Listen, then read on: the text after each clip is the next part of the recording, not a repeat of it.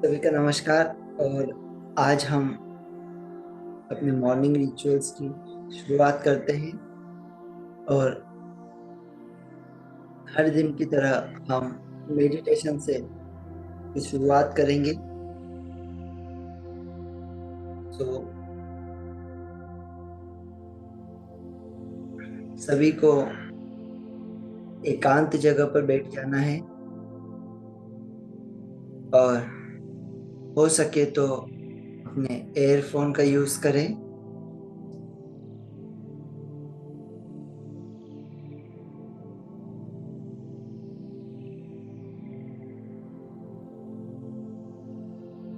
अपनी कमर और अपने शोल्डर को स्ट्रेट करके बैठ जाए।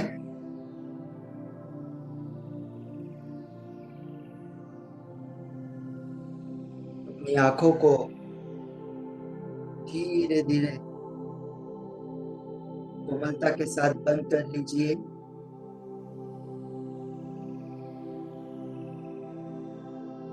अब एक लंबी और गहरी सांस लीजिए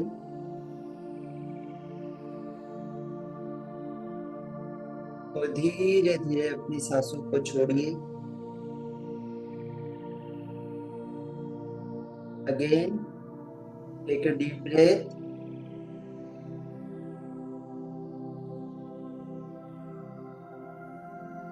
रिलैक्स। फिर एक लंबी और गहरी सांस लीजिए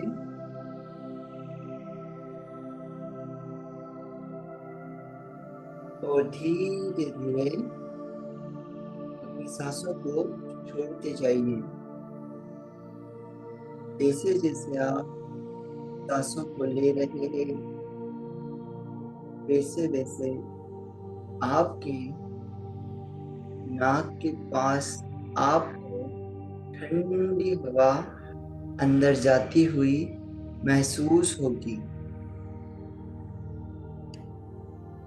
और जैसे जैसे आप अपनी सांसों को छोड़ रहे हैं, एक गर्म हवा बाहर निकलती हुई आपको महसूस होगी। ये आती हुई ठंडी हवा आपके शरीर में एक ऊर्जा का प्रवाह कर रही है। एक नई ऊर्जा को आपके शरीर में ला रही है। और जैसे जैसे आप अपनी सांसों को छोड़ रहे हैं,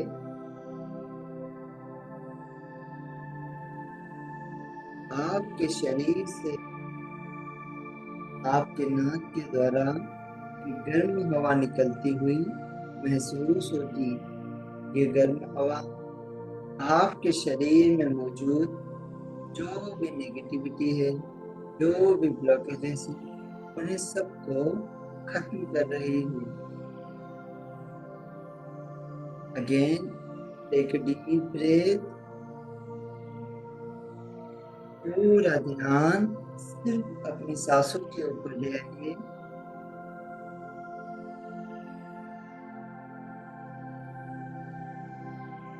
अपनी सांसों को देखते जाइए।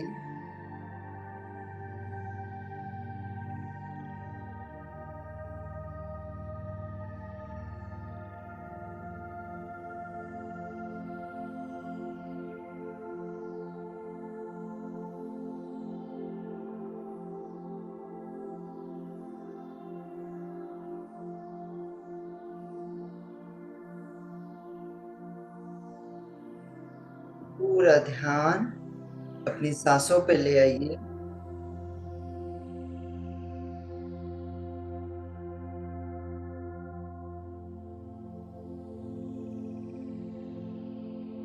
देखते जाइए इन सांसों को। केवल आप और आपकी सांसें मौजूद है।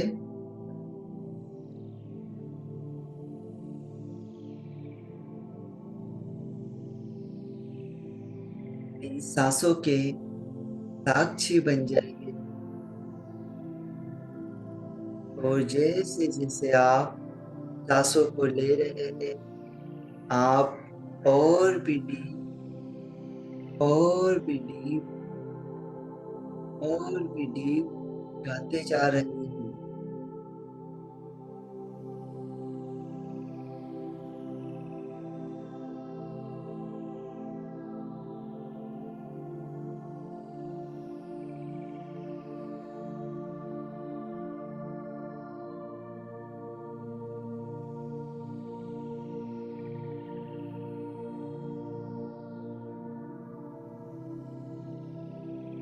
अब आप आपके मन की गहरी अवस्था में पहुंच चुके हैं।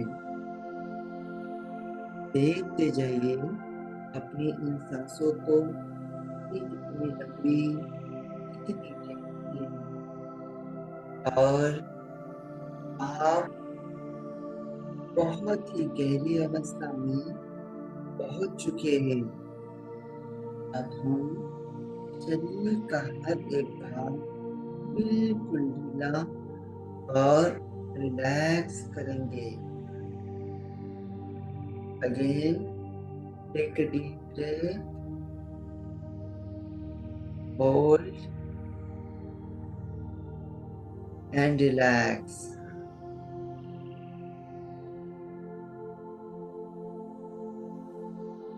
अगेन फिर से एक गहरी और लंबी सांस लीजिए और इसे अपने पूरे सर में भरने दीजिए।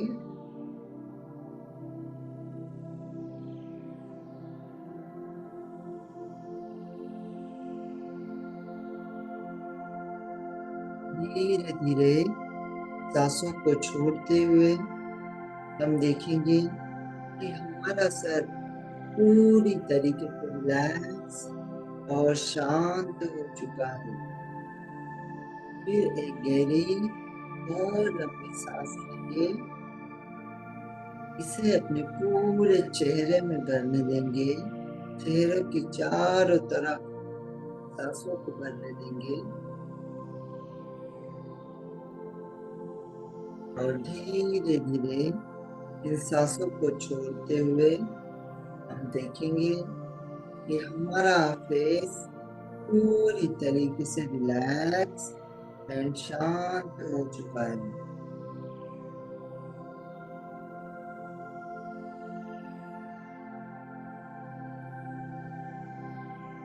अगेन टेक डीप ब्रेथ और इसे अपने पूरे गले में भरने देंगे। गले के हर एक पार्ट में इसे भरने देंगे, चारों तरफ ये सांसें हैं और धीरे धीरे इसे रिलीज करते हुए हम देखेंगे कि हमारा गला पूरी तरीके से रिलैक्स एंड शांत हो चुका है। Again take a deep breath और इसे अपने पूरे चेस्ट में भरने देंगे।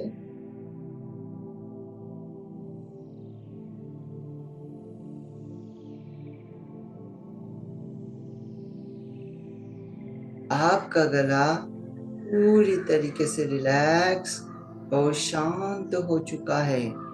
आपका चेस्ट पूरी तरीके से रिलैक्स और शांत हो चुका है। अब फिर एक लंबी और गहरी सांस हम लेंगे, इसे अपने पूरे पेट में भरने देंगे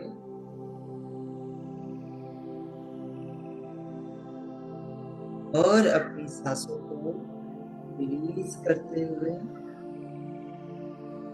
हम पाएंगे हमारा पेट पूरी तरीके से रिलैक्स एंड शांत हो चुका है। इससे लंबी और गहरी सांस लेंगे, इसे अपने दोनों पैरों में भरने देंगे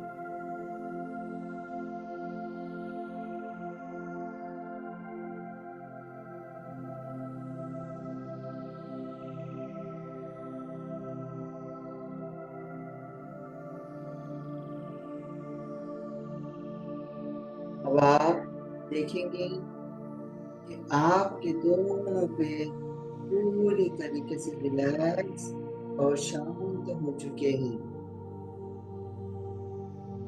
आपका पूरा शरीर बिल्कुल शांत और ढीला पड़ चुका है।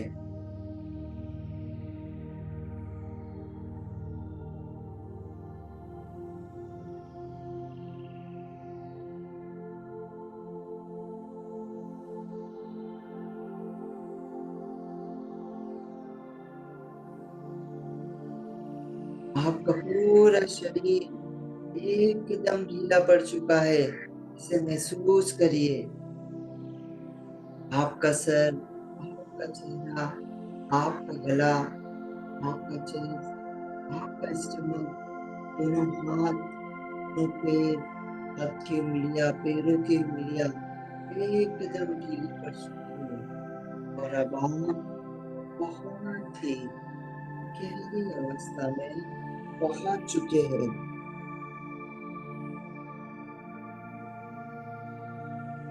आप और ज्यादा रिलैक्स हो चुके हैं। अब अपने ध्यान को, अपनी चेतना को इस ब्रह्मांड की ओर ले जाइए।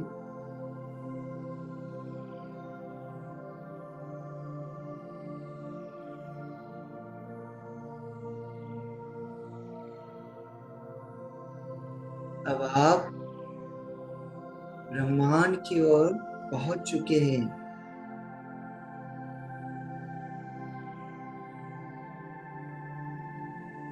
यहाँ पर बहुत सारी शक्तियां मौजूद हैं। यहाँ पर अपने आराध्य, जिसे भी आप मानते हो, उन्हें देखिए और इनकी सारी शक्तियां, इनका सारा आशीर्वाद एक वाइट लाइट के रूप में जमा हो रहा है।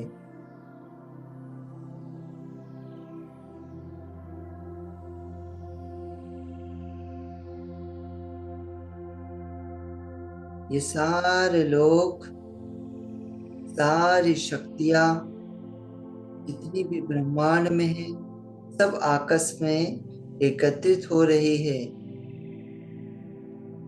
और एक वाइट धुएं के रूप में जमा हो रही है।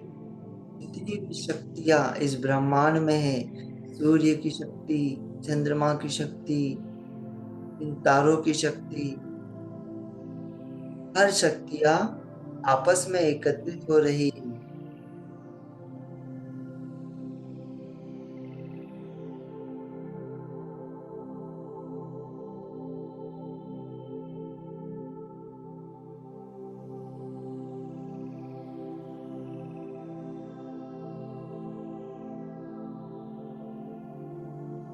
अब ये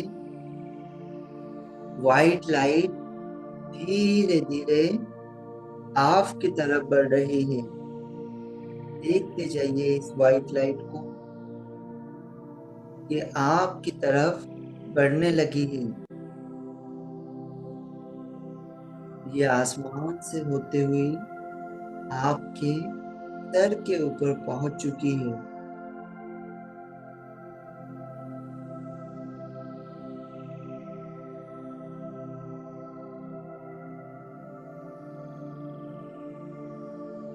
अब ये लाइट आपके सर के द्वारा आपके शरीर में प्रवेश कर रही है। फील करिए इस एनर्जी को। आपके पूरे सर में ये व्हाइट लाइट बढ़ रही है। आपका पूरा सर इस व्हाइट लाइट से भर रहा है।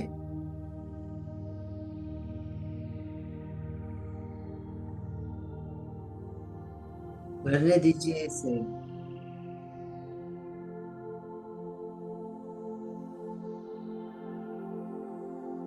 ये व्हाइट लाइट आपके पूरे सर में भर चुका है और आपके सर में जो भी निगेटिविटी, जो भी गलत थॉट थे, जो भी ब्लॉकेजेस थे, उन्हें सबको ये खत्म कर रहा है।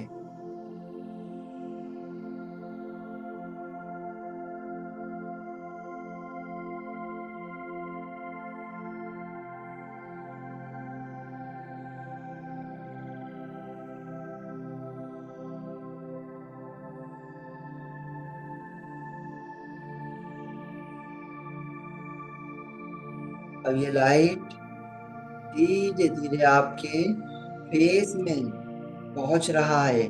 देखिए ये लाइट कंटिन्यूअसली ब्रह्मांड से आती ही जा रही है और आपके सर के द्वारा आपके चेहरे तक पहुंच रही है। आपके पूरे फेस को ये हील कर रही है।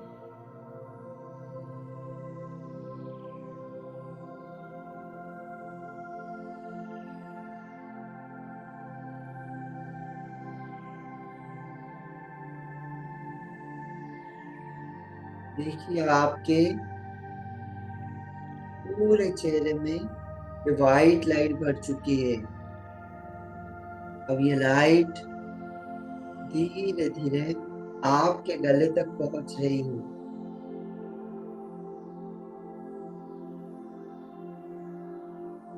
और आपके गले को पूरी तरीके से नेगेटिव एनर्जी से मुक्त कर रही है। एक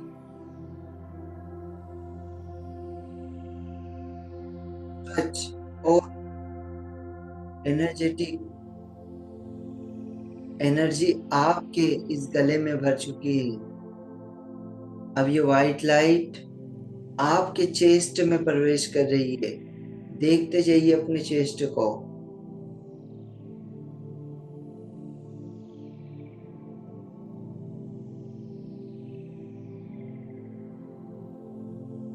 देखते जाइए व्हाइट लाइट कंटिन्यूअसली आपके शरीर में प्रवेश करती जा रही है। आपके पूरे चेस्ट में ये भर चुकी है। आपके चेस्ट के चारों तरफ व्हाइट ही व्हाइट लाइट है।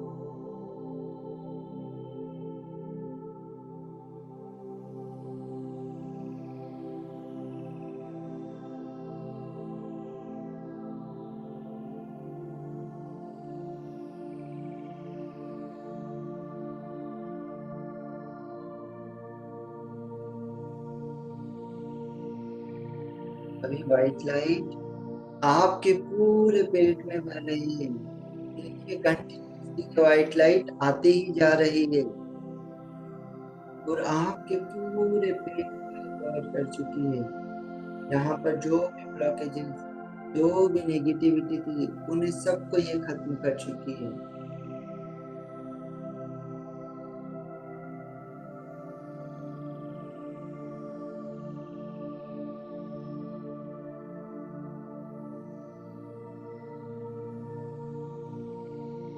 देखिए आपके पूरे पेट में व्हाइट ही व्हाइट लाइट। अपने दोनों हाथों में इस व्हाइट लाइट को भरने दीजिए। हाथों की उंगलियों में ये व्हाइट लाइट भरने दीजिए। दोनों पैरों में ये व्हाइट लाइट भरने दीजिए। घुटनों में, उंगलियों में, हर जगह इस व्हाइट लाइट को भरने दीजिए।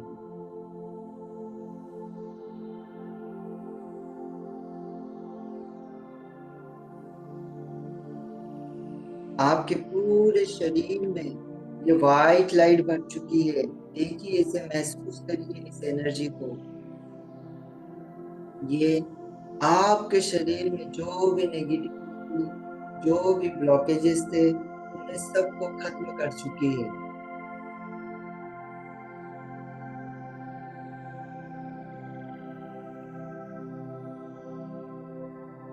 देखिए पूरा शरीर एकदम व्हाइट हो चुका है। पूरी तरीके से व्हाइट लाइट से भर चुका है। तो ये लाइट कंटिन्यूअसली ब्रह्मांड से आपकी तरफ आ रही है और आपके सर के द्वारा पूरे शरीर में प्रवेश कर रही है। देखिए अपने शरीर को पूरी तरीके से व्हाइट लाइट से भरा हुआ है। सारे ब्लॉकेजेस, सारे नेगेटिविटी अब यहाँ से खत्म हो चुकी है। आपका पूरा शरीर एक वाइट लाइट से भर चुका है। एक अलग वाइब्रेशन आ चुका है।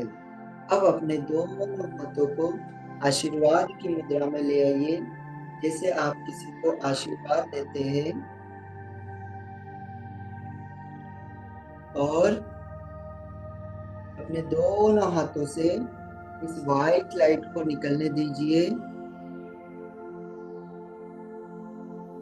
और अपने पूरे घर को इस वाइट लाइट से कवर कर दीजिए। आपके घर के हर एक कोने तक इस वाइट लाइट को पहुंचने दीजिए।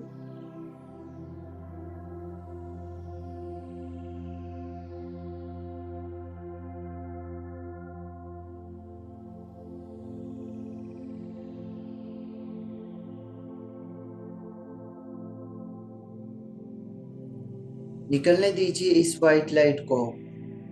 पूरे घर को कवर कर दीजिए। घर के हर एक कोने में ये वाइट लाइट भरने दीजिए। आप जिस कमरे में बैठे हैं उस कमरे को इस वाइट लाइट से भरने दीजिए। पूरा घर आपका इस वाइट लाइट से भर चुका है। जो भी नेगेटिव, जो भी काली शक्तियाँ, जो भी ब्लॉकेजेस यहाँ पर थे, वो सारे खत्म हो चुके हैं और आपका घर एक हाई वाइब्रेशन पे पहुंच चुका है। यहाँ पर पूरी तरीके से वाइट लाइट है। अब कोई भी नेगेटिविटी आपके घर में नहीं आएगी। अब अपने परिवार के पूरे सदस्यों को अपने सामने खड़ा करिए और अपने दोनों हाथों से ये वाइट लाइट निकलने दीजिए।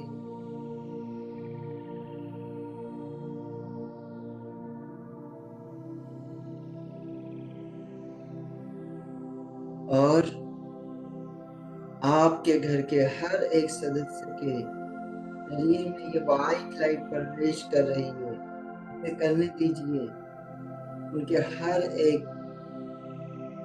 पार्ट में ये वाइट लाइट को पहुंचने दीजिए। ये वाइट लाइट कंटिन्यूअसली आपके हाथों से निकलती ही जा रही है। देखिए, इसे महसूस करिए। दोनों हथेलियों में आपको एक झंझनाहट सी महसूस होगी।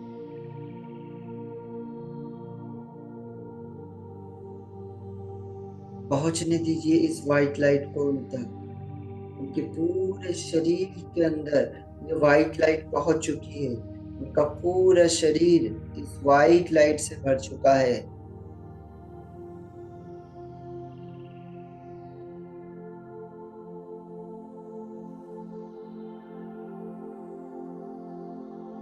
देखते जाइए। अब ये व्हाइट लाइट उनके पूरे शरीर में भर चुकी है।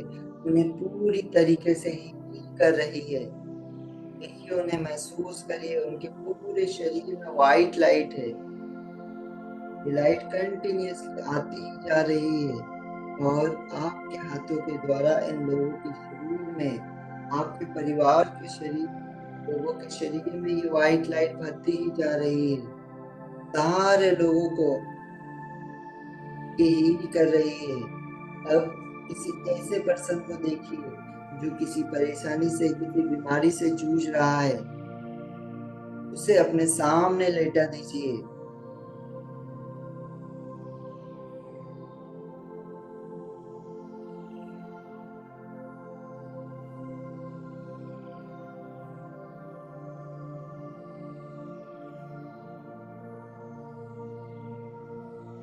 देखिए, ये व्हाइट लाइट आपके हाथों से उस व्यक्ति के सर में पहुंच रही है, उसके सर में जा रही है। दोनों हाथों को उस व्यक्ति के सर के ऊपर रखिए और ये दोनों हाथों से लाइट निकलने दीजिए और उसके पूरे शरीर में इस व्हाइट लाइट को जाने दीजिए। उसके शरीर के हर एक पार्ट में इस व्हाइट लाइट को जाने दीजिए।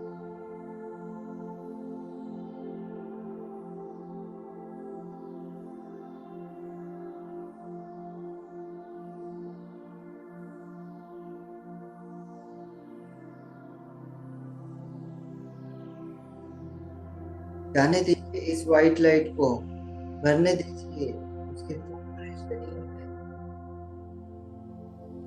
उसके पूरे शरीर में ये व्हाइट लाइट भर चुकी है।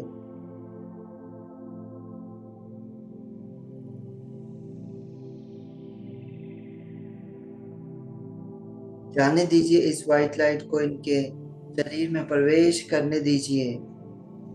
इनकी पूरी बॉडी हिलने लगी है। इनकी पूरी बॉडी में ये व्हाइट लाइट भर रही है।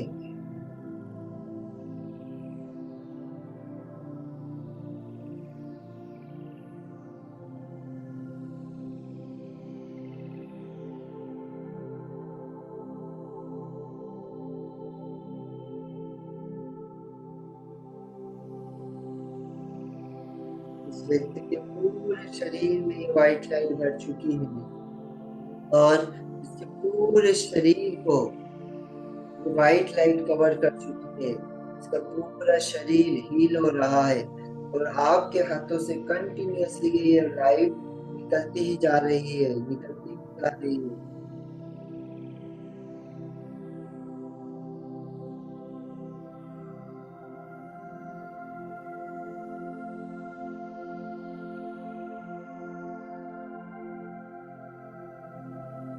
देखिए उसके शरीर के हर एक पार्ट पहले की तरह स्वस्थ हो चुके हैं। उसका पूरा शरीर एकदम स्वच्छ और बहुत ही एनर्जेटिक बन चुका है।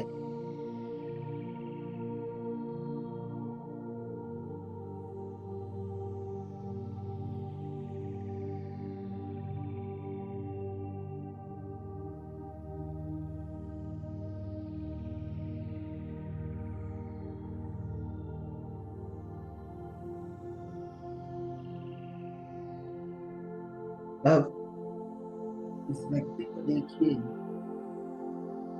पूरी तरीके से हील हो चुका है, पूरी बॉडी हील हो चुकी है और पहले की तरह घूमने फिरने लगा है। ये पहले की तरह जहाँ जाना चाहे वहां जा सकता है।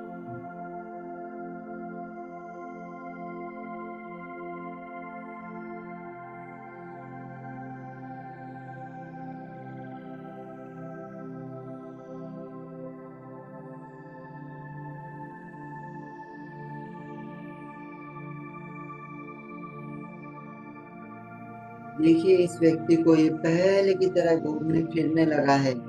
अब हमें इस ध्यान की गहरी अवस्था से धीरे धीरे बाहर की ओर उठना है। इन सारी ऊर्जाओं को देखिए।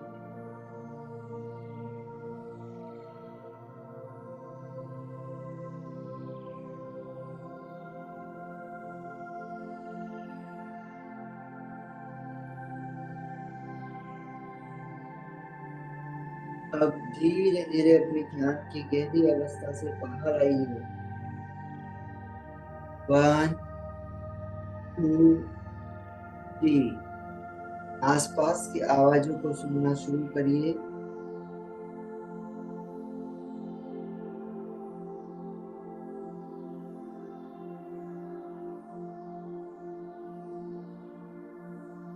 धीरे धीरे अपनी आंखों को अपने दोनों हाथों को रफ कर लीजिए तेजी से और इसे अपने पूरे चेहरे पर लगा लीजिए। अपनी आंखों पर, अपने पूरे शरीर पर इसे लगा लीजिए और धीरे धीरे अपनी आंखों को कोमलता के साथ खोल लीजिए और आज के इस प्यारे से उनकी शुरुआत करिए।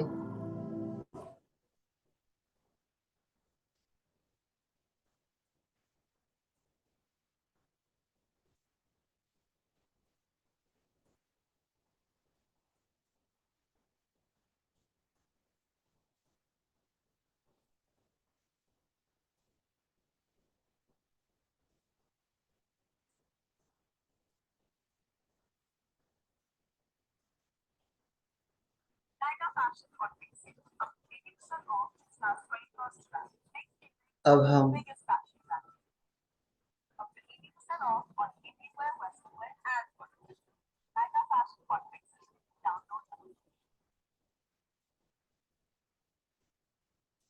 ग्रेटिट्यूड देंगे।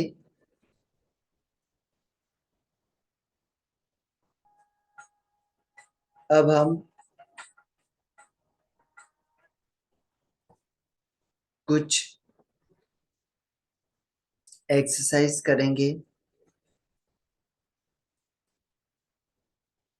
अपने शोल्डर और बैक को स्ट्रेट करके बैठे और अब हम आलोम आलोम विलोम करेंगे। सबसे पहले अपनी फर्स्ट उंगली को इस तरीके से रखेंगे एंड इसको अपने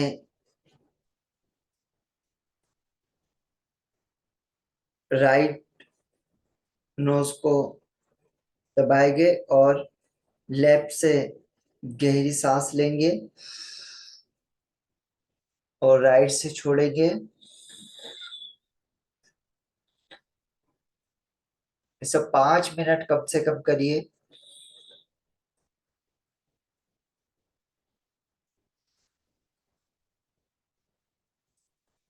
सांस लेते समय अपने पेट को बाहर की ओर निकालिए और जैसे जैसे आप सांसों को छोड़ते हैं इसे अंदर की ओर ले जाइए।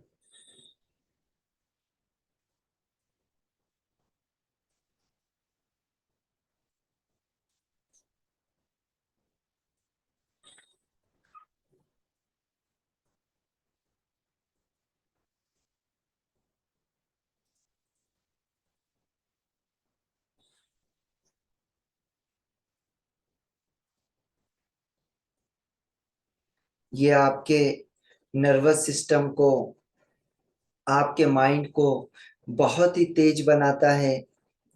अनुलोम विलोम से हमारे पेट की जो भी समस्या है वो खत्म हो जाती है। अगर हमारी कोई नसें ब्लॉक है तो वो नसें हमारी खुल जाती है। हमारा चेस्ट के अंदर अगर कोई तकलीफ हो तो वो सारी चीजें खत्म हो जाती है। हमारी ब्रीदिंग अच्छी होने लग जाती है। हमारा माइंड बहुत ही अच्छे तरीके से काम करने लग जाता है, क्रिएटिव हो जाता है और पूरी तरीके से रिलैक्स हो जाता है। इसे 5 मिनट कम से कम करिए।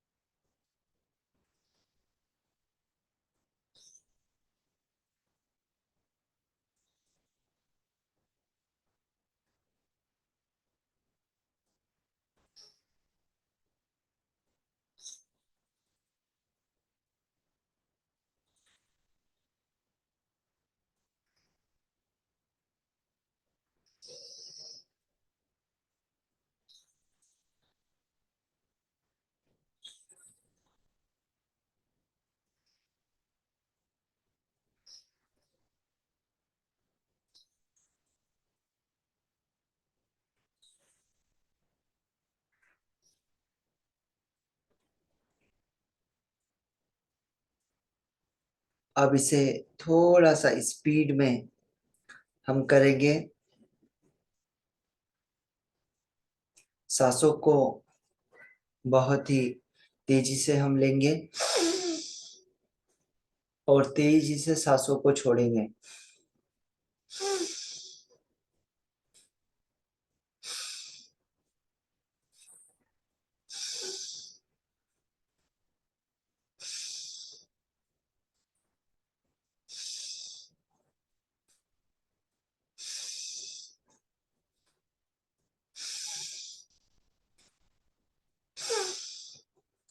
आप जितना स्पीड इसे कर सकते हैं उतना स्पीड करने की कोशिश करें।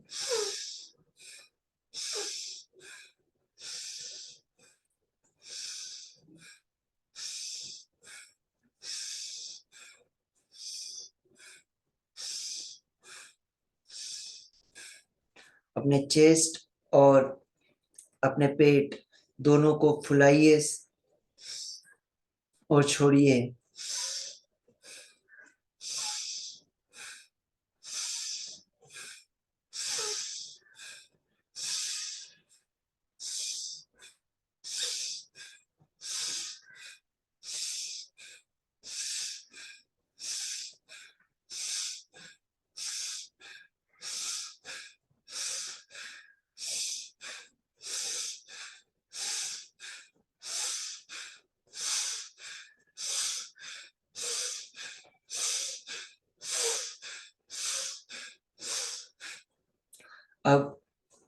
जोर जोर से अपनी सांसों को, अपने पेट को बाहर की ओर ये करेंगे और स्पीड में अपनी सांसों को छोड़ेंगे।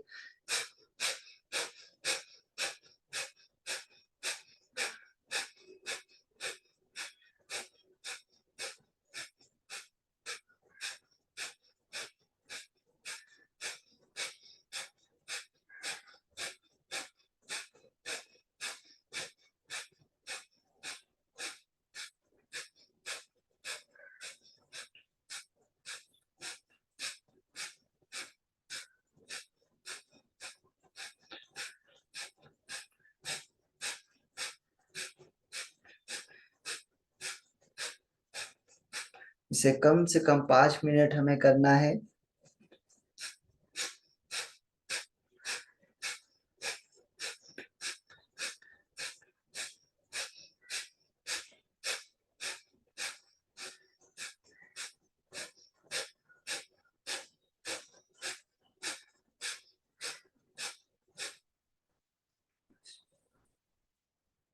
और अब एकदम शांत हमें बैठ जाना है, बिल्कुल शांत। अब आप देखेंगे कि आपका माइंड एकदम रिलैक्स हो चुका है। आपकी पूरी बॉडी एकदम रिलैक्स हो चुकी है। पूरा शरीर आपका रिलैक्स और एकदम शांत हो चुका है। अब हम कुछ अफर्मेशंस बोलेंगे जो हमारे हेल्थ से रिलेटेड है। इन अफर्मेशंस को आज हम बोलेंगे।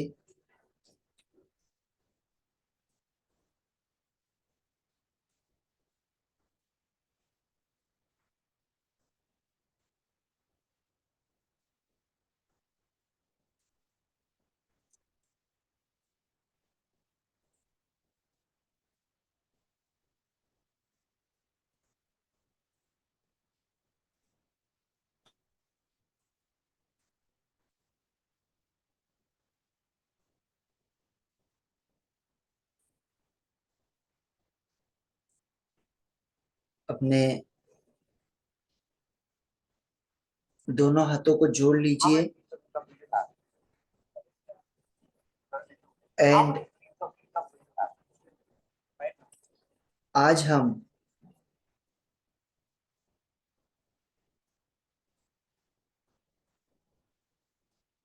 अपने हेल्थ के लिए, अपनी बॉडी के लिए कुछ अफर्मेशंस बोलेंगे जिससे हमारी हेल्थ अच्छी रह सके। दोनों हाथों को जोड़ लीजिए और बोलिए, मेरी हेल्थ काफ़ी अच्छी रहती है।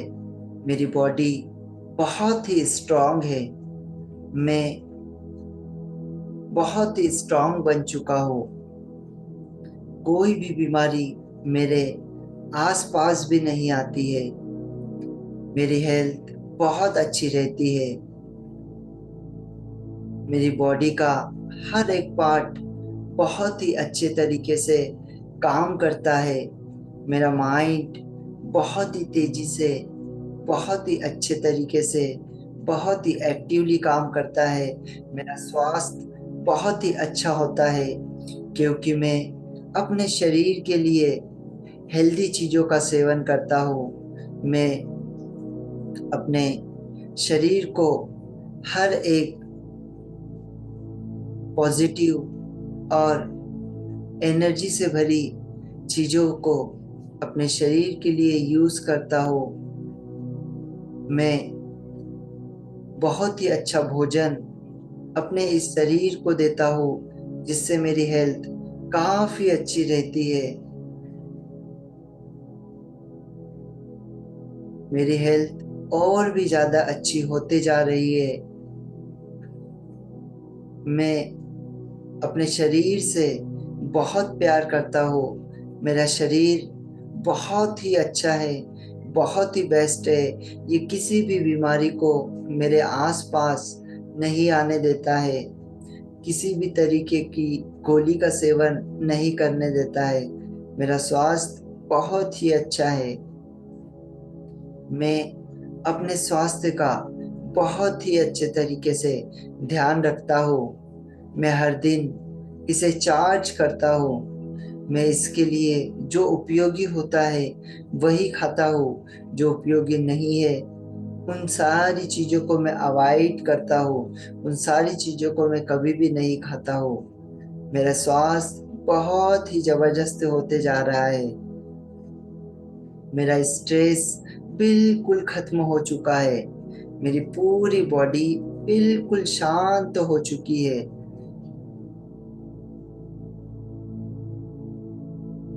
और मैं अब बहुत ही एनर्जेटिक हो चुका हूँ, बहुत ही एनर्जेटिक बन चुका हूँ। और ये सभी मेरे अंदर छुपी ऊर्जा के कारण हुआ है।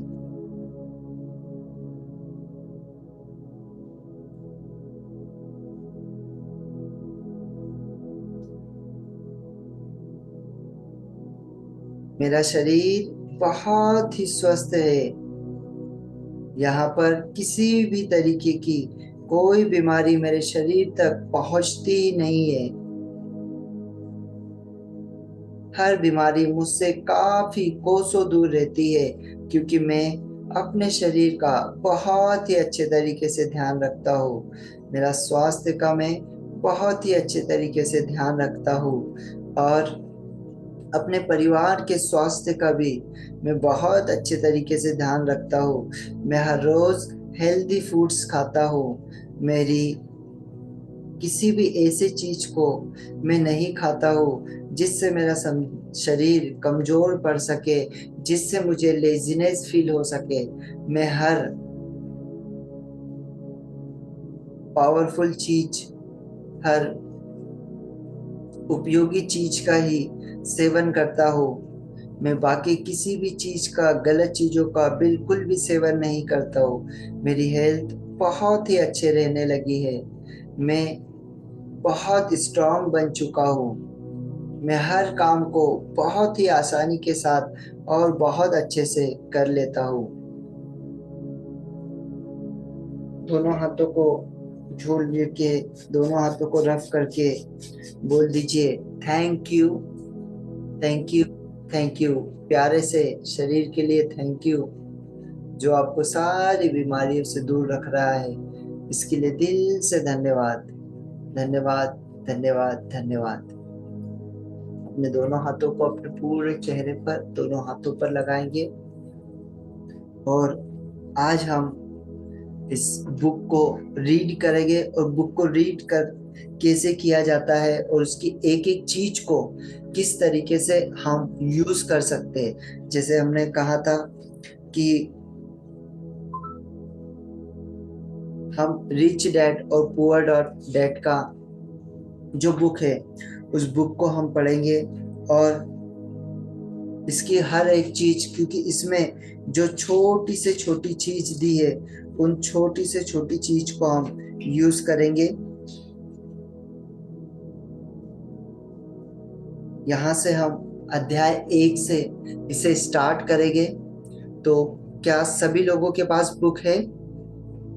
अगर है प्लीज आप कैमरा ऑन करके बैठेंगे सभी लोग, और बुक को अपने साथ में रखेंगे। अगर आपके पास है, अगर नहीं है तो आप ऑडियो बुक, आप आपके पास में टेक्स्ट बुक हो तो आप आपके मोबाइल में अगर हो तो वो आप निकाल सकते हैं। अगर आपके पास कोई पीडीएफ हो तो वो आप निकाल सकते हैं। चलिए हम फर्स्ट अध्याय से रिच डैड पुअर डैड को स्टार्ट करेंगे। रिच डैड पुअर डैड अध्याय 1। सभी को ध्यान से एक एक चीजों को सुनना है, क्योंकि इसके अंदर एक एक बातें जो लिखी हुई है वो बहुत ही परफेक्ट और हमारे जीवन को डिनोट करती है कि हम जीवन में, हमारे पास में पैसा आता है तो क्यों आता है, पैसा आता नहीं आता है तो क्यों आता है, अगर आता भी है तो उसे हम क्यों नहीं संभाल के रख पाते, इसके पीछे का कारण क्या है, हम कौन सी चीजों पे पैसों को वेस्ट करते हैं, वो सारी एक छोटी से छोटी चीजें इसमें जितनी दी गई है वो सारी बहुत ही काम की है। तो हम इसे सभी लोग पढ़ेंगे, और केवल पढ़ना ही नहीं है, पढ़ने के बाद इसे अपने जीवन में उतारेंगे जिससे कि हमको लाभ मिल सके। सो फर्स्ट अध्याय हम स्टार्ट करते, रिच डैड पुअर डैड।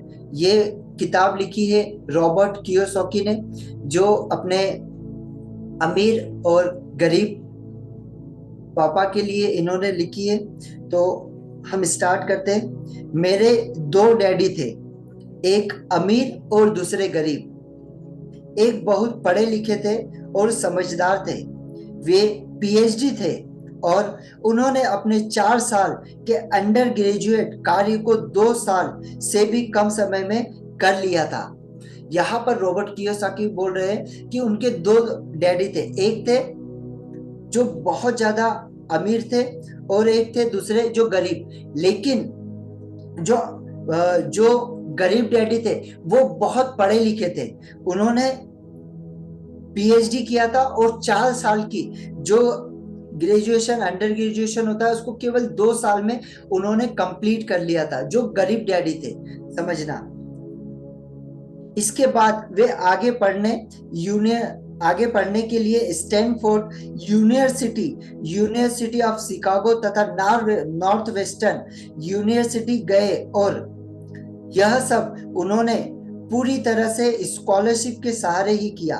मतलब उनके जो गरीब डैडी थे उन्होंने जितनी भी पढ़ाई उनकी की वो स्कॉलरशिप के बेस पे की, मतलब वो बहुत ज्यादा माइंडेड थे, पढ़ाई में बहुत ही स्ट्रांग थे। मतलब उनको पढ़ाई के लिए जो भी अपर ग्रेजुएशन उनको लगता था, अपर एजुकेशन उनको लगता था, उसके लिए उनको पैसा नहीं लग पाता था। क्यों? क्योंकि उनका लेवल वो था, उन्होंने अपने पढ़ाई के लेवल को उस लेवल पर बना के रखा था कि वो हर एक परीक्षा को बहुत ही अच्छे तरीके से पास कर लेते थे, जिससे गवर्नमेंट की तरफ से उनको कुछ स्कॉलरशिप मिलती थी, और उसी स्कॉलरशिप के बेस पे वो अपने एजुकेशन को पूरा करते थे। मेरे दूसरे डैडी 8वीं से आगे नहीं पढ़े थे। मतलब जो अमीर डैडी थे वो बस ज्यादा से ज्यादा 8वीं क्लास पढ़े थे, 8वीं क्लास से ज्यादा वो नहीं पढ़े थे। दोनों ही अपने करियर में सफल थे। लेकिन रॉबर्ट कियोसाकी यहाँ पर क्या बोल रहे हैं, जो अमीर डैडी और गरीब डैडी थे दोनों, एक जो थे वो हाई एजुकेटेड थे और एक जो थे वो कम एजुकेटेड थे, लेकिन दोनों ही अपने अपने जीवन में बहुत ही सफल थे। दोनों ने जिंदगी भर कड़ी मेहनत की थी, दोनों ने ही काफी पैसा कमाया था, परंतु उनमें से एक पूरी जिंदगी पैसे के लिए परेशान होते रहा, दूसरा हवाई के सबसे अमीर व्यक्तियों में से एक बन गया। अब उन्होंने कहा यहाँ पर कि जो दोनों मेरे डैडी थे दोनों अपने जीवन में सफल थे, लेकिन एक डैडी हमेशा परेशानी से जूझते रहे और सेकंड जो डैडी थे वो हवाई के सबसे अमीर आदमी बने। ऐसा क्या हुआ, उन्होंने ऐसा कौन से काम किए जिससे कि वो हवाई के सबसे अमीर आदमी बने, और एक डैडी उनकी जिंदगी भर पैसे के लिए जूझते रहे, जबकि दोनों ही सफल थे स्टार्टिंग में। दूसरे हवाई के सबसे अमीर व्यक्तियों में से एक बन गए। एक के मरने पर उसके परिवार, चर्च और जरूरतमंदों को करोड़ों डॉलर की दौलत मिली, दूसरा अपने पीछे कर छोड़कर मरा। मतलब दोनों डैडी सफल तो थे, लेकिन उसमें से एक जो डैडी थे जिसके मरने के बाद उनके परिवार और जो चर्च के अंदर जो दान वगैरह वो देते थे, और जो जरूरतमंद लोग थे जैसे एनजीओ वगैरह, वहां पर उनके करोड़ों रुपए जाते थे उनके मरने के बाद भी। लेकिन एक जो डैडी है उनके मरने के बाद वो बहुत सारा कर्ज अपने पीछे छोड़ कर गए, अपने बच्चों के लिए, अपने बीवी के लिए, उनके लिए वो कर्ज छोड़ कर गए। उन्होंने क्यों ऐसा ऐसा क्यों हुआ, ऐसा कौन से काम उन्होंने किए जिससे उनको ये स्थिति उनके सामने आई। मेरे दोनों डैडी इरादे के पक्के थे, चमत्कारी और प्रभावी थे। दोनों ने मुझे सलाह दी, परंतु उनकी सलाह एक सी नहीं थी। दोनों ही शिक्षा पर बहुत ही जोर देते थे, परंतु उनके द्वारा सुझाए गए पढ़ाई के विषय अलग अलग थे। अब उन्होंने यहाँ पर 25 पेज है, यहाँ पर उन्होंने बोला कि मेरे जो दोनों के दोनों डैडी थे, वो दोनों भी बहुत ही प्रभावी, मतलब बहुत माइंडेड थे और बहुत ही चमत्कारी थे। दोनों की सलाह बहुत ही अच्छे तरीके से होती थी, लेकिन दोनों की सलाह देने का तरीका अलग था। दोनों अलग तरीके से सलाह देते थे। एक अमीर डैडी अलग तरीके से सलाह देते थे और जो एक गरीब डैडी थे वो दोनों अलग तरीके से सलाह देते थे। मतलब दोनों का जो डिफरेंशिएशन था वो पूरी तरीके से अलग था। अगर मेरे पास केवल एक ही डैडी होते तो मैं या तो उनकी सलाह मान लेता या फिर उसे ठुकरा देता। मतलब उन्होंने कहा अगर मेरे पास में एक ही डैडी रहते तो मैं क्या करता, किसी एक की सलाह या तो ले लेता या उसे ठुकरा देता। और उससे चूंकि सलाह देने वाले दो थे, इसीलिए मेरे पास दो विरोधाभासी विचार होते थे, एक अमीर आदमी का और दूसरा गरीब आदमी का। मतलब उनको फायदा हुआ इस चीज से कि मेरे जो अमीर डैडी और गरीब डैडी, इससे क्या फायदा हुआ कि मुझे अमीर डैडी की भी सलाह मिल रही थी और गरीब डैडी की भी सलाह मिल रही थी, और मैं दोनों की सलाह ले रहा था, जिससे मुझे समझ में आ रहा था कि यार अमीर डैडी की सलाह लेने से मुझे क्या फायदा हो रहा है, गरीब डैडी की सलाह लेने से मुझे क्या फायदा हो रहा है। मतलब दोनों को वो डिफ्रेंशिएशन कर पा रहे थे अपनी लाइफ के अंदर। किसी भी एक विचार को सीधे सीधे मान लेने या न मानने के बजाय मैं उनकी सलाह पर काफी सोच करता था, उनकी तुलना करता था और फिर खुद के लिए फैसला किया करता था। मतलब वो सलाह दोनों की, जो दोनों डैडी उन्हें सलाह देते थे, वो पहले सोचते थे दोनों के बारे में। जैसे गरीब डैडी ने कुछ बोला, अमीर डैडी ने कुछ बोला, दोनों की बातों को उन्होंने सुना। सुनने के बाद वो खुद उसका कंक्लूजन निकालते थे कि यार उसका क्या, इन्होंने जो चीजें बोली क्या ये चीजें सही है, क्या ये चीजें गलत है। और उन्हें जो चीजें सही लगती थी उसको वो प्रैक्टिकली करते थे, उसको करके देखते थे अपनी लाइफ में। क्या मुझे गरीब डैडी ने ये चीज बोला तो क्या ये चीजें मुझे करना चाहिए, ये मेरे लिए सही है। वो चीजों को भी करते थे। और जो अमीर डैडी बोलते थे वो चीजों को भी वो सोचते थे, उसके ऊपर विचार करते थे, फिर उस काम को वो करते थे। समस्या यह थी कि अमीर डैडी अभी समस्या यह थी कि अमीर डैडी अभी अमीर नहीं थे और गरीब डैडी अभी गरीब नहीं थे। मतलब ये जो बातें वो बोल रहे, ये पहले की बातें हैं जब ना उनके अमीर डैडी अमीर थे ना गरीब डैडी गरीब थे। मतलब दोनों इक्वल थे, दोनों के पास में इक्वल जो भी पैसा था, जो भी एजुकेशन, जो भी चीजें थी वो इक्वल थी। उस समय की बात ये कर रहे हैं। दोनों ही अपने करियर शुरू कर रहे थे और दोनों ही दौलत तथा परिवार के लिए मेहनत कर रहे थे, परंतु पैसे के बारे में दोनों के विचार और नजरिए एकदम अलग थे। मतलब दोनों अपने करियर की शुरुआत कर रहे थे, लेकिन दोनों के जो विचार थे वो पूरी तरीके से अलग थे। उदाहरण के तौर पर एक डैडी कहते थे, पैसे का मोह ही सभी बुराइयों की जड़ जड़ है। मतलब एक उनके डैडी उनको बोलते थे, जैसे आप लोगों ने भी काफी लोगों से ये चीजें सुना होगा कि पैसा ही हर बुराइयों की जड़ होता है। तो उनके एक डैडी यही सेम चीजें बोलते थे कि जो पैसा होता है ये हर बुराई का जड़ होती है। जबकि दूसरे डैडी कहते थे, पैसे की कमी ही सभी बुराइयों की जड़ है। अब दोनों देखो, दोनों का बोलने का तरीका समझना। एक डैडी बोल रहे कि पैसा सारी बीमारियों की जड़ है, दूसरे डैडी उसको क्या बोल रहे, दूसरे डैडी बोल रहे कि पैसे की कमी यही सारी बुराइयों की जड़ है। समझे दोनों के अंदर डिफ्रेंशिएशन। आज बहुत सारे लोग ये बोलते कि पैसा जो है ना यही सभी बुराइयों की जड़ है, पैसे से रिश्ते खराब हो जाते हैं, पैसे से बहुत सारी चीजें खराब हो जाती है। ये चीजें हम लोगों ने आज तक बचपन से लेके अभी तक ये सारी चीजों को हम सुनते आए हैं।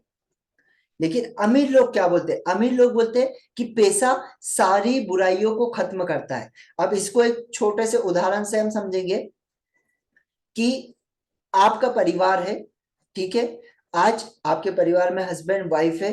अब यहाँ पर समझना, आपके आप एक छोटे से परिवार से है, आप के परिवार उतना स्ट्रांग नहीं है, ठीक है। अब आपका जो बच्चा है, उस बच्चे को आपको अच्छी स्कूल में पढ़ाना है, ठीक है। तो वहां पर आपने क्या किया, आपकी मिसेस ने कहा कि हमें अब अपने को बच्चों को अच्छी स्कूल में पढ़ाना है, अपने बच्चे को हम जो एजुकेशन नहीं ले सके, हमें वो एजुकेशन हमको दिलाना है, ठीक है। तो वो क्या करते हैं, उसके लिए अच्छे स्कूल के अंदर उनका दाखिला करवाते हैं, अच्छे स्कूल में उसको डलवाते हैं, ठीक है। और वो चाहते हैं कि यार अब मैं ऐसे कौन से काम करूं, ऐसी कौन सी चीजों को और ऐसी कौन सी स्किल्स को और बढ़ाऊं जिससे कि पैसा मेरे पास में ज्यादा है और अपने बच्चों को मैं और अच्छा एजुकेशन दे सकूं, ठीक है। यहां पर सेम चीज को रिलेट करूंगा इस टॉपिक से। यहां पर क्या हुआ कि उस व्यक्ति ने यही चीज बोली कि पैसा जब उनके पास आएगा तो जो बुराई है वो खत्म होगी। अब बुराई कैसे, वहीं पर सेकेंड उदाहरण हम यहीं पर लेते हैं कि एक जो परिवार है वो बोलता है कि यार बच्चे को अच्छी स्कूल में तो पढ़ाना है मुझे, लेकिन मेरे पास में पैसा नहीं है और पैसे से हमारे रिश्ते बहुत खराब होते हैं। अब हस्बैंड वाइफ दोनों आपस में डिस्कस कर रहे, वाइफ बोलती है हमको अच्छी स्कूल में पढ़ाना है, अच्छे ये करना है, अच्छी जगह पर ले जाना है, पैसा हमारे लिए बहुत जरूरी है। हस्बैंड बोलते नहीं, पैसा इतना जरूरी नहीं है, पैसा एक्चुअली पैसा हमारे लिए इतना ज्यादा भी जरूरी नहीं है कि पैसे से ही सारा काम हो जाए।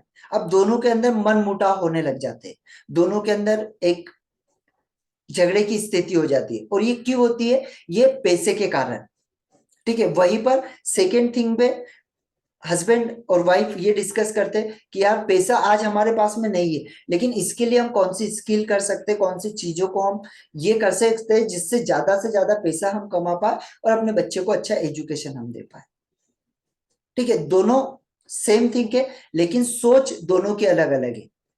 एक एक वे में हम क्या कर रहे हैं, हम बोल रहे हैं कि यार पैसे ज्यादा इंपॉर्टेंट नहीं है, पैसे से क्या हर चीज खरीदी जा सकती है, क्या पैसा इतना ज्यादा इंपॉर्टेंट है। तो वहां पर क्या हो रहा है, हमारे रिश्ते खराब हो रहे हैं, हम बच्चों को अच्छी स्कूल में नहीं पढ़ा पा रहे, वाइफ की हर जरूरतों को पूरा नहीं कर पा रहे, हमारे जो भी हम चीजें खरीदना चाहते वो चीजों को नहीं खरीद पा रहे। वहीं पर सेकेंड थिंग हम सोच रहे हैं कि यार पैसा बहुत जरूरी है, इसको हम ज्यादा से ज्यादा कैसे बना सकते हैं, कैसे हम सही रास्ते का यूज करके ऐसी कौन सी स्किल ले सकते हैं जिससे ज्यादा से ज्यादा पैसा हमारे पास आ पाए।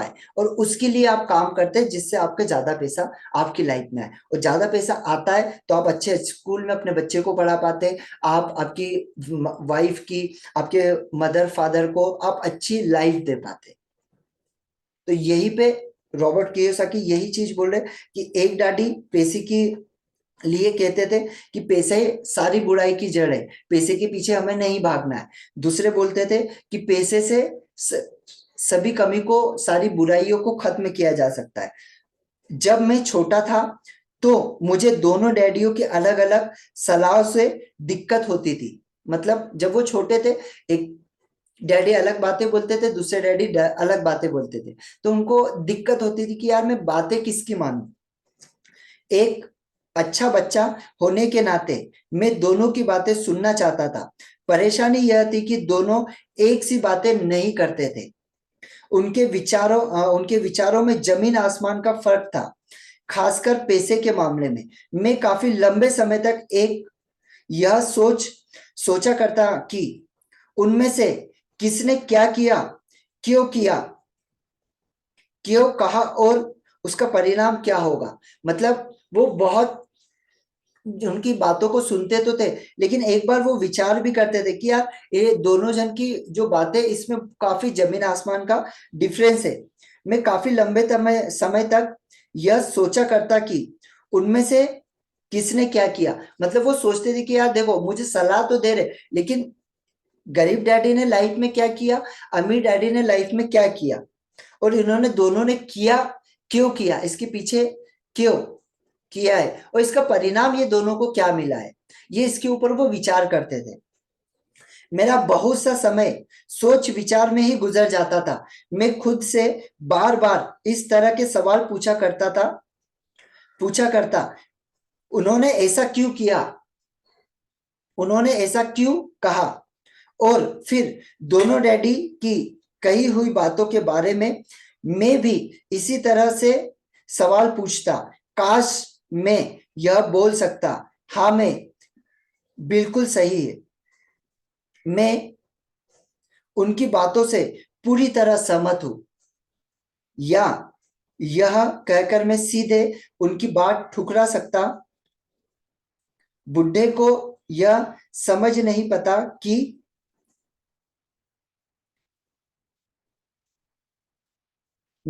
कि वह क्या कर रहा है। चूंकि दोनों ही मुझे प्यारे थे, इसीलिए मुझे खुद के लिए सोचने पर मजबूर होना पड़ा। मतलब वो बातें दोनों की सुनते थे, जो भी बातें दोनों बोलते थे वो दोनों बातों को वो गहराई के साथ में सुनते थे, उनसे उसके बीच में कुछ सवाल पूछते थे, कुछ चीजें जो उनके मन में आती थी वो उनसे वो पूछते थे। क्योंकि दोनों ही प्यारे थे, इसीलिए मुझे खुद के लिए सोचने पर मजबूर होना पड़ा।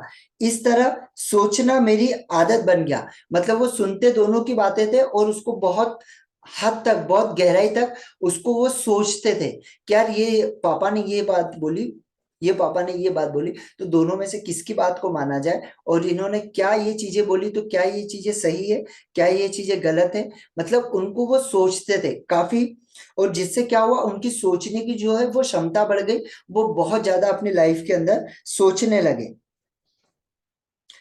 इस तरह सोचना मेरी आदत बन गई, जो आगे चलकर मेरे लिए बहुत फायदेमंद साबित हुई। अगर मैं एक तरह से ही सोच पाता तो यह मेरे लिए इतना फायदेमंद नहीं होता। इसका उनको बहुत फायदा भी हुआ लाइफ में, कि वो दोनों की बातों को सुन के, दोनों की बातों को वो सुनते थे, और दोनों के अलग अलग थॉट को वो लेते थे, समझते थे, उसके ऊपर विजुअलाइज करते थे, उनको उसके ऊपर चिंतन करते थे, फिर उसको अपनी लाइफ में उतारते थे, और इससे उनको बहुत ज्यादा फायदा हुआ। धन दौलत का विषय स्कूल में नहीं बल्कि घर पर पढ़ाया जाता है। अब देखिए, ये हम सभी लोग ये चीजों को जरूर मानते हैं कि जो धन से रिलेटेड, पैसे से रिलेटेड जो बातें होती है वो स्कूल में हमको कभी नहीं पढ़ाई जाती, वो हमें घर पर ही सीखना होती है, अपने पापा से, अपने पेरेंट्स से। जो भी आज हम देखते हैं कि एक बिजनेसमैन फैमिली का जो बच्चा होता है वो ऑटोमेटिकली उसके माइंड में वो चीजें होती है, वो बिजनेस ही लाइफ में करना चाहता है अधिकतर। लेकिन बहुत सारे गरीब घर के जो होते हैं, नॉर्मल फैमिली से होते हैं, उनका फोकस केवल होता है कि यार तुम्हें पढ़ना है और पढ़ लिख के एक अच्छी जॉब करना है, उनका फोकस पूरा उस तरफ होता है। लेकिन एक बिजनेसमैन के बच्चे को बोलना नहीं पड़ता है कि तुम्हें आगे चल के बिजनेस करना है।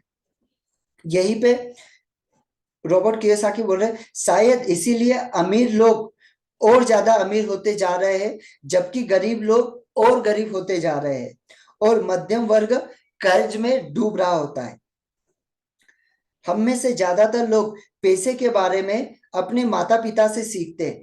कोई गरीब पिता अपने बच्चों को पैसे के बारे में क्या सिखा सकता है? वह सिर्फ इतना ही कह सकता है, स्कूल जाओ, मेहनत से पढ़ाई करो, हो सकता है वह बच्चा अच्छे नंबरों से कॉलेज की पढ़ाई पूरी कर ले। फिर भी पैसे के मामले में उसकी मानसिकता और उसका सोचने का ढंग एक गरीब आदमी जैसा ही बना रहेगा। यह सब उसने तब सीखा था जब वह छोटा बच्चा था। मतलब यहाँ पर वो बोल रहे कि एक जो गरीब परिवार का व्यक्ति या मध्यम परिवार का व्यक्ति है, उसको बचपन में ही उनके माँ बाप किससे, उनके परिवार से ये सीखने के लिए मिलता है कि बेटा स्कूल जाओ, अच्छी पढ़ाई करो, अच्छी नौकरी पाओ। लेकिन उसको कभी लाइफ में ये चीजें कभी घर से अप्रिशिएट नहीं की जाती कि बेटा आप अच्छी पढ़ाई करो, लेकिन लाइफ में आप ऐसी पढ़ाई करो, ऐसी चीजें करो जिससे आप खुद लोगों को जॉब दे पाओ, आप लोगों की जिंदगी बदल पाओ, आप एक बहुत बड़े बिजनेसमैन बन पाओ। ये हम थॉट कभी अपने बच्चों को देते ही नहीं है। और ये थॉट नहीं देने के कारण वो बच्चा बड़ा होने के बाद में जब स्कूल और कॉलेज कंप्लीट करता है तो उसकी मानसिकता केवल एक ही होती है कि यार मुझे जॉब करना है। उसके अलावा वो चीजों को नहीं सोच पाता है, वो लाइफ में रिस्क नहीं ले पाता है। और इसका सबसे बड़ा कारण ये होता है कि बचपन से ही उसकी कंडीशनिंग वैसे की जाती है माइंड की। धन का विषय स्कूलों में नहीं पढ़ाया जाता। स्कूलों में शैक्षणिक और व्यवसायिक निपुणता पर जोर दिया जाता है, न कि धन संबंधी निपुणता पर। इससे यह साफ हो जाता है कि जिन स्मार्ट बैंकर्स, डॉक्टर्स और अकाउंटेंट के स्कूल में अच्छे नंबर आते हैं, वे जिंदगी भर पैसे के लिए संघर्ष क्यों करते हैं। हमारे देश पर जो भी भारी कर्ज लदा हुआ है, वह काफी हद तक उन उच्च शिक्षित राजनेता और सरकारी अधिकारियों के कारण है, जो आर्थिक नीतियां बनाते हैं। और मजे की बात यह है कि वे धन के बारे में बहुत कम जानते हैं। यहां पर वो बोल रहे कि आप बहुत एजुकेटेड है, बहुत अच्छा आपके पास में नॉलेज है, आप बहुत अच्छी स्कूल से कॉलेज से पढ़े, आपके पास में बहुत अच्छी जॉब है, लेकिन अगर आपका धन के बारे में आपके पास में नॉलेज नहीं है कि धन को कहाँ पर इन्वेस्ट करना चाहिए, कैसा करना चाहिए, अगर आपके पास में ये नॉलेज नहीं है, तो आप जिंदगी भर पैसे के लिए जूझते रहेंगे। आप लाइफ टाइम पैसे के लिए एक भाग दौड़ आपकी लाइफ में चलती रहेगी। भले आप कितना भी पैसा कमाए, लेकिन अगर पैसे का मैनेजमेंट आपका नहीं रहा, तो आप हमेशा पैसे के लिए अपने जो सोचते रहेगी कि यार पैसा कैसे बढ़ेगा, कैसे बढ़ेगा। अब यही चीज को लाइफ टाइम सोचते रहेगी और पैसा कभी आपके पास में नहीं टिकेगा। मैं अक्सर नई सदी में आने वाली समस्या के बारे में सोचता हूँ। तब क्या होगा जब हमारे पास ऐसे करोड़ों लोग होंगे जिन्हें आर्थिक और चिकित्सीय मदद की जरूरत होगी। धन संबंधी मदद के लिए या तो वे अपने परिवार पर या फिर सरकार पर निर्भर होंगे।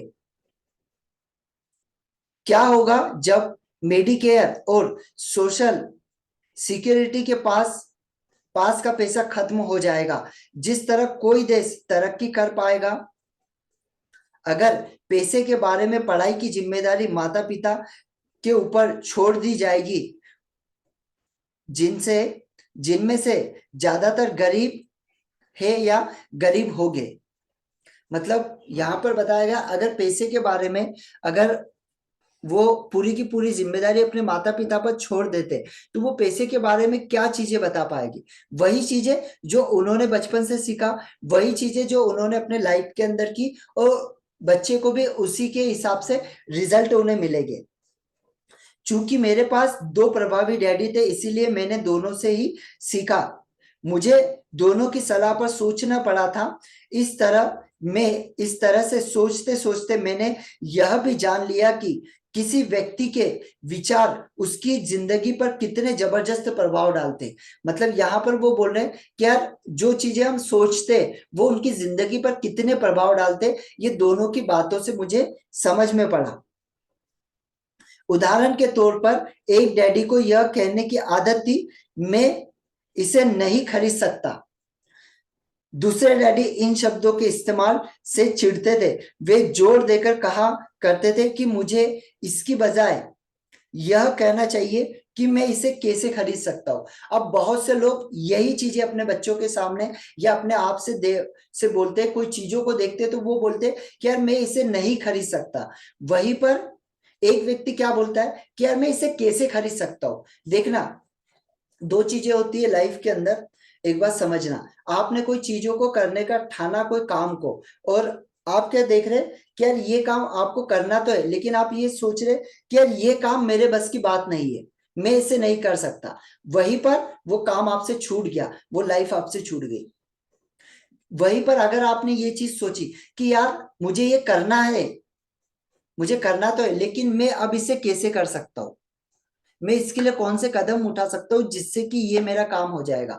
अगर आपने ये चीजें सोच ली तो आपका माइंड आपको सोचने के लिए तैयार कर देगा। लेकिन आपने यही पर एक चीज ये सोची कि यार ये मेरे से नहीं हो सकता, मैं इसे नहीं कर सकता, वहीं पर आपका माइंड पूरी तरीके से ब्लॉक हो गया। वो आपको कोई रास्ते नहीं दिखाएगा। आपने सोचा मैं ये चीजें नहीं खरीद सकता, तो वो आपको ब्लॉक कर देगा, ठीक है तुम इसे नहीं खरीद सकते। लेकिन आपने माइंड को एक कमांड दी कि यार मैं इसे अभी नहीं खरीद पा रहा हूं, लेकिन इसको मैं कैसे खरीद सकता हूं। ऐसा कौन सा काम करूं जिससे कि मेरे पास ये पैसा आ जाए और मैं इन चीजों को खरीद सकता हूँ, ये काम को मैं कर सकता हूँ। तो माइंड आपको रास्ते दिखाता है। तो यही चीज हमें अपने साथ करना है। पहला वाक्य नकारात्मक है और दूसरा वाक्य अपना प्रश्नवाचक है। एक एक में बात खत्म हो जाती है और दूसरे दूसरे में आप सोचने के लिए मजबूर हो जाते हैं। मेरे जल्द ही अमीर बनने वाले डैडी ने मुझे समझाया कि जब हम कहते हैं मैं इसे नहीं खरीद सकता तो हमारा दिमाग काम करना बंद कर देता है। इसकी बजाय जब हम यह सवाल पूछते हैं कि मैं इसे कैसे खरीद सकता हूं, तो हमारा दिमाग काम करने लगता है। उनका यह मतलब नहीं था कि आपका जिस चीज पर दिल आ जाए उसे खरीद ही ले। वे लगभग दीवानगी की हद तक अपने दिमाग को कसरत करवाना चाहते थे, क्योंकि उनके ख्याल से दिमाग दुनिया का सबसे ताकतवर कंप्यूटर है। मेरा दिमाग हर रोज तेज होता जाता है क्योंकि मैं इसकी कसरत करता रहता हूं। यह जितना तेज होता जाता है, मैं इसकी मदद से उतना ही ज्यादा पैसा कमा सकता हूं। उनका मानना था कि मैं इसे नहीं खरीद सकता था कहना दिमाग की आलस की पहचान है। जैसे यहाँ पर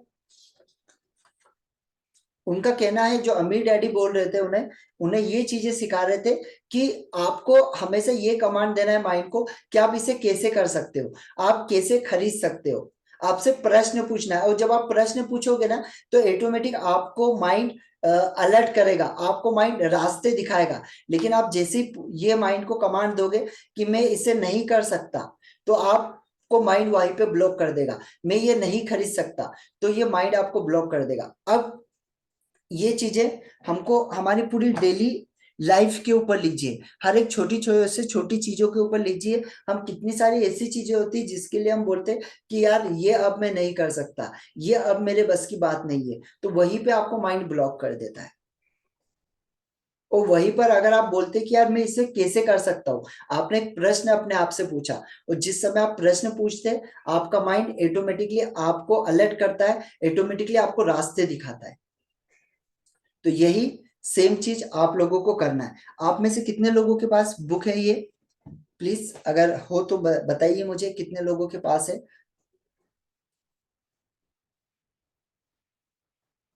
तो प्लीज यहाँ पे मुझे टाइप करके बताएंगे, सो हम आगे कल से इसे करेंगे 27 से। है किसी के पास बुक?